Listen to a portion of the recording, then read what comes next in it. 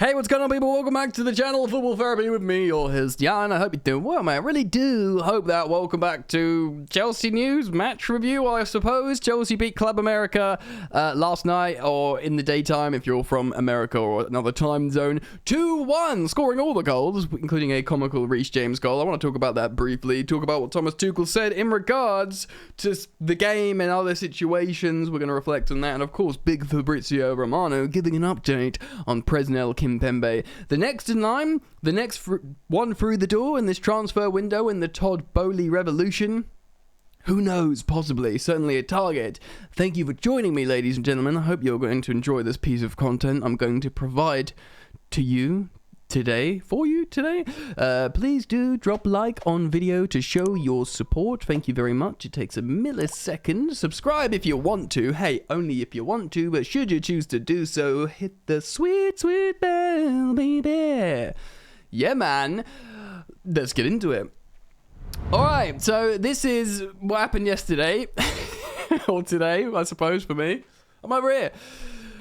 We played a 3-4-2-1 formation, and there was ever so many changes. Kai Havertz got a chance up front, Hudson and Ziyech. A lot of people talking about right wing back Kennedy. Some people were actually happy to see that. Obviously, with Ben Chilwell at left wing back, Kennedy had the opportunity to cut in on his left boot, sort of. You know, shuffle in field and, cut in. He popped a couple of shots off. I did watch the highlights, by the way, without watching the actual game because I was sound asleep. Gallagher in the midfield, a lot of people were talking about. Ampadu, I believe, came on and got some positive response as well. Timo Werner scored the opener on the 55th minute. A shot gets saved or blocked, and he just picks it up on the rebound and tucks it away nicely. I'll be keen to hear your opinions on his performance, what you man are saying. Reece James passes the ball into his own net with Betinelli in goal in the second half. I think both are to blame. I don't think he smashes it into his own goal, but Betinelli's starting position maybe was incorrect. Maybe Reece James would assume the goalkeeper is more central than when he was, and therefore he couldn't stop the own goal from happening. It's a very pre-season thing to happen. Chelsea come back with a Mason Mount, I'm going to say, wonder goal on the 83rd minute to win it. Wow, that rhymed for Chelsea. Outside the box, shuffles the ball in his feet to prevent the tackle, intercepting him or taking possession. The turnover, whips a shot on his right boot, and it's a lovely goal. I know it's a pre-season goal, but it's a lovely goal. And Mason Mount won man of the match in this game. I do want to talk about Thomas Tuchel's words on this prior to speaking about Presnel Kimpembe and transfer news. So I'm going to cite Football.London Adam Newson, who was, of course, out following Chelsea in pre-season representing Football.London. I'm going to select a few of the responses here from Thomas Tuchel for context of what's going on and how we feel. Thoughts on the first run out in pre-season, big Thomas Tuchel? He said, it was a very difficult match, a very difficult opponent for the first match. Okay. Normally you just start with a bit against a lower league opponent, but this was very tough. Also, the environment, playing in a big stadium with a big crowd against an opponent like America, who are already in competition. I guess not pre-season, yeah, they're already on their way. First half was tough for us to create clear chances, but we had one and couldn't score. We kept a clean sheet in the second half. We found better solutions and looked more dangerous. So, good first half, very good second half. We deserve to win. I'm happy we took it. A lot of people actually, as on social media, are concerned about the creativity. Again, I only watched the highlights, so I would be very interested for you guys to comment down below, express your thoughts, feelings, and emotions on the team's performance, and perhaps the lack thereof in terms of creativity. Ben Chilwell, of course, back and starting, and Tuchel spoke on Ben Chilwell. He said, we're super happy to have him back, and as you can see, there's a big difference from training to the game, and he will take his time. I guess a lot of people are thinking he's not match fit yet. He will get his time because he deserves it. We will support him on his way back, and it was good for him. I'm happy nobody is injured after a physical game, and physical 2 weeks. Same for Chile. I'm happy he's back. Moving over to Koulibaly, of course, a signing that we're all excited about. It was asked to him what you're expecting he adds to your squad, and he said, he brings experience, quality, top defending, quality again, height, quality. Everything we're looking for to play a back three or back four. Very, very good in the back four. Koulibaly. Are we planning a change in formation? I know Liam Twomey of The Athletic has reported on this not so long ago that Tuchel is indeed planning on a back four switch. That would be very exciting, wouldn't it? And he goes on to say, it's a brilliant signing, another brilliant signing for us, and we hope that he can show his quality as soon as possible. He is training outside the group at the moment. He arrived yesterday, and we're very happy. He knows some of the players. He plays with Edu in the national team and knows Georgie from Napoli. So I think from this side, this will be quick in terms of him feeling welcome in the group. It's a nice group, and everyone is happy. Good feelings. What are your thoughts on Conor Gallagher, though, Thomas Tuchel? And what do you think of Timo Werner this summer? We need to see, but everyone is responsible for their own situation, as is Timo. Timo played 45 minutes like everyone else, and he scored. That's what counts. And from there, we go. Well, it's dangerous to think that about Timo Werner. Old Timmy Werner, Tommy. There is always stuff to improve, but it's the first match. Kai Havertz had a big chance. Michy Batshuayi had a big chance. Timo took his chance, and so did Mason Mount. Ding, ding, ding, Gorlazzo. I count on the fact that they can become more experienced and maybe more calm and adapt more and more. They are still young players. I mean, Timo, what's he, like 26? He's not that young. And this is what we want from them. Like, considering like Raheem Sterling is 27 and the wealth of experience he has and success he has in playing in that position, granted, you could say young in the league. He hasn't been in the league for that long.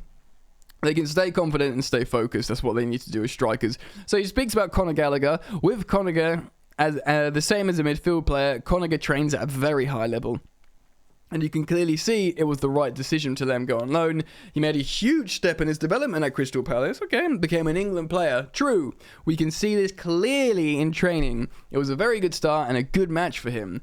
Now, for him, it's important he gets used to our principles of the game, to understand when to move and when not to move. He's an erratic little, scurrying midfielder, isn't he?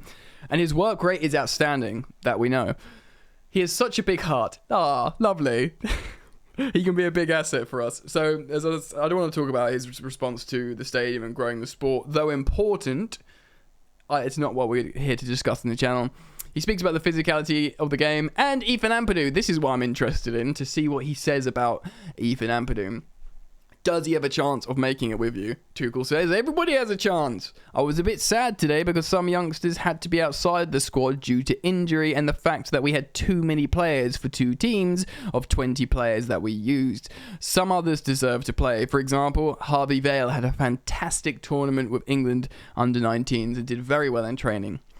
Ethan did well, I think. The position is a good position for him in the middle of a back three. Indeed, we've seen him play that all the way back since Antonio Conte, when we bought him from Exeter when he was 17. Woo, that was a long time ago, ladies and gentlemen. Throwback. So yeah, he can play that position.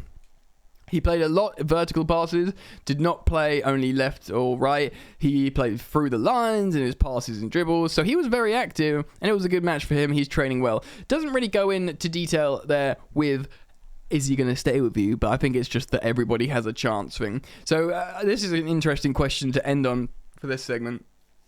Given Koulibaly a 4-year contract, do you think he can play his peak for years to come?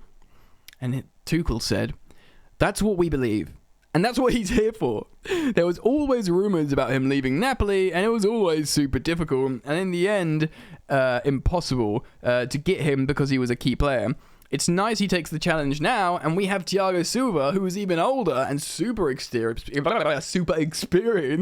still at the peak of his game. Well, this is what we're hoping, that Kalido can be sort of like Thiago Silva. We hope Kalido can do the same and play for many years for us. He is totally fit and ready for the challenge and needs to be because we need him in top shape. Yeah, so with Koulibaly, people are speculating, but I have heard, European football experts who know a lot more about the game than I say that he is, keeps himself in immaculate condition, and there is good reason that Chelsea hopes and speculates he could be closer to the build of a Thiago Silva in terms of keeping himself fit for a long, long time. So that's interesting. Anyway, let's move on. Cool, so we're going to talk about transfers. Of course, Chelsea are not done in the transfer window, not by a long shot. Up to 4 players we could still expect in this transfer window. We need 2 top-tier defenders to replace 2 top-tier defenders that went out in Christensen and Rudiger. Of course, we might still lose Azpilicueta, who also plays centre-back, and Alonso, but, whatever. Well, really, really, Emerson could replace Alonso if Chilwell's back to start. But we need centre-backs. And of course, we were being linked with PSG's Presnel Kimpembe. I am kind of on the fence with this signing. My original gut reaction was a positive one because he sort of annoyed me and was quite like a sort of gear-grinding defender, and I think that's the kind of player I'd want in my backline. He's 26 years old. He's left-footed. He's just really appropriate, in terms of his age bracket and the fact how he's played under Thomas Tuchel before. And in that case, it means Thomas Tuchel probably wants him. And in that case, it would represent backing the manager. And therefore, I'm like, yes, please. It sounds like a really sensible signing to play in that left centre-back slot. But I've heard some people say he's not better than... I heard Philippe Auclair, the French football expert, say he's not as good as a defender as Tyrone Mings. And that made me feel sick. Excuse me, no disrespect to Tyrone Mings, but that worried me. But yeah, I'm inclined to back the manager and believe what he wants. Let's read this tweet from Fabrizio Romano for context. Chelsea and Paris Saint-Germain are in direct talks, as we speak, for Presnel Kimpembe. Initial request around 60 million to 65 million euro, but Chelsea are prepared to submit a 45 to 50 million euro proposal. Work in progress. PSG consider Kimpembe as part of the project, but he can leave if there's a good proposal. This is interesting because you think, why would PSG sell a player for not crazy money? Well, they don't actually need money, PSG, but what they need probably is to balance the books. And after they've spent an insane amount of money on Mbappe's new contract to play, and if they do plan on continuing paying Messi and Neymar the wages that they pay them, then hot dog, financial fair play might sniff around them, and they might think, oh god, we don't want a bit of that. Maybe if we could sell Presnel for 65 million or 60 million euro, let's say, then that would keep us safe. And we don't need defenders. We play in Ligue 1. We've got the best attack ever. We'll just score goals and win that way, and we might have some more defenders coming through. So maybe what's 45 to 50 million proposal? That's like 39 million pounds really for a 26-year-old PSG starter, and he starts for the French national team as well. That would be cheap. I'm not sure we'd get him for that. Of course, we've got Koulibaly for about 34 million pounds, but he is 31 and had 1 year left on his deal. I'm not sure what the case of Kimpembe is. I am gonna quickly search now while I'm talking to you live, because I want to see how long he's got left on his contract, because at least that will give us a better indication. So he is indeed left-footed. His contract runs out in 2 years, so 2 years left on his deal. That should still command a pretty big fee. If Chelsea spend 50 million up to 50 million pounds on Presnel Kimpembe, I think that's probably okay, because he does represent a high-profile elite name, regardless of your opinion on him. And again, I'm inclined to say and think, if Thomas Tuchel wants this player, let him have him. Let him cook. He's deserved this chance. He's earned this chance. What do you think, though? Comment down below. Let's start the conversation. I want the collective fan opinion on the game, the win, the Mount goal, the own goal, the Timo Werners, the squads, the transfer news. Let me know what you think. Comment down below. Please do remember to drop a like, and should you want to, subscribe and hit the sweet bell, baby. Alright, I think that's been me pretty much done. Keep it locked. If anything happens, I'll react here. See you very soon. Peace.